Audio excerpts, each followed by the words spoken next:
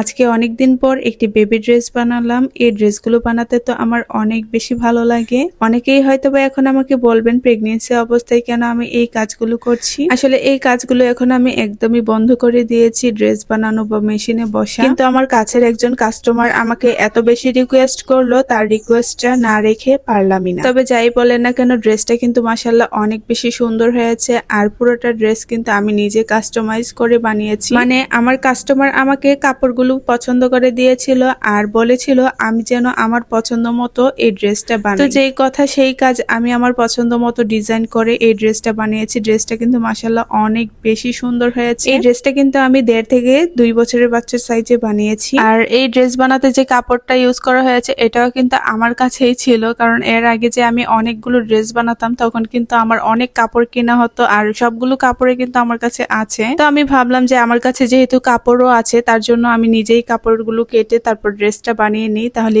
অনেকটা ভালো হবে আর আমার কাস্টমারকেও আমি অনেক খুশি রাখতে পারবো। চলুন আজকে আপনাদের সাথে সুন্দর একটি অর্গানিক অয়েলের রিভিউ শেয়ার করি। আমার মতো অনেক আপুরাই আছেন প্রেগনেন্ট হওয়ার পরেই কিন্তু অনেক বেশি হেয়ার ফল হয়। আসলে বেবি কনসিভ হওয়ার পর থেকে দেখছিলাম যে আমার হেয়ার ফলটা অনেক বেশি বেড়ে গিয়েছে। আসলে কোনোভাবেই আমি এটা ঠিক করতে পারছিলাম না। তারপর হঠাৎ করেই আখি আপুর পেজটা আমার সামনে চলে আসে আর সেখানে আমি অর্গানিক হেয়ার অয়েল এবং একটি হেয়ার প্যাকের কম্বো দেখতে পাই এবং তার সাথে ছিল আরো অসংখ্য রিভিউ। তারপর সবকিছু দেখে ভেবে চিনতে মনে মনে অনেক বড় ডিসিশন নিয়ে নিলাম, আর সেটা হচ্ছে আমি এই অর্গানিক হেয়ার অয়েল এবং হেয়ার প্যাকটা নিয়ে নিয়েছি। এটা কিন্তু একটা কম্বো সেট আর এটা কিন্তু আমি 3 মাস ধরে ইউজ করতেছি। মাশাআল্লাহ অনেক বেশি ভালো এবং আমি আপনাদের সাথে ভালো বলেই কিন্তু রিভিউটা শেয়ার করলাম। অযথা আমি টাকা দিয়ে প্রোডাক্ট কিনে সেটা যদি খারাপই হয় তাহলে সেটা রিভিউ কেন আমার কাছে অনেক বেশি ভালো লেগেছে, তার জন্যই আপনাদেরকে আমি বলছি। যে আপুরা আমার মতো অনেক হেয়ার ফলের কারণে ভুগছো তারা কিন্তু চাইলে